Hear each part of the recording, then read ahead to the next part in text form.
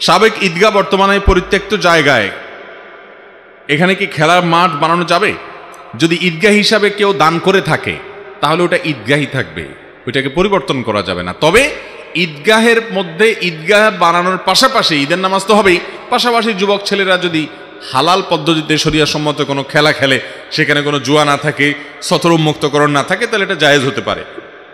নবী করিম সাল্লাল্লাহু আলাইহি সাল্লামের মসজিদে নববীতে ইথিওপিয়ান সাহাবীরা তারা খেলাধুলা করতে নবী সাল্লাল্লাহু আলাইহি সাল্লাম পারমিশন দিয়েছেন। অতএব ঈদগাহে যদি খেলাধুলা হয়, ধরেন কোনো ফুটবল খেলা হলো, ক্রিকেট খেলা হলো, ব্যাডমিন্টন খেলা হলো, কিন্তু সতর উন্মুক্ত হয় নাই, সেখানে হারাম কিছু নাই, মিউজিকের ব্যবহার নাই, সেখানে জুয়া নাই পারস্পরিক, জাস্ট শারীরিক কসরতের উদ্দেশ্যে তারা করলো, সামান্য বিনোদনের উদ্দেশ্যে করলো, এটা জায়েজ হতে পারে। কিন্তু ঈদগাহটাকে ঈদগাহ থেকে পরিবর্তন করে পরিপূর্ণই আপনি একেবারে একটা মাঠে পরিণত করে পেলেন, খেলার মাঠ, ওখানে ঈদের নামাজই হবে না, এটা জায়েজ হবে না। বিশেষ করে জায়গাটা যদি কেউ ঈদগাহের জন্য দান করে থাকে, এটা পরিবর্তন করার ইখতিয়ার কারোর নাই।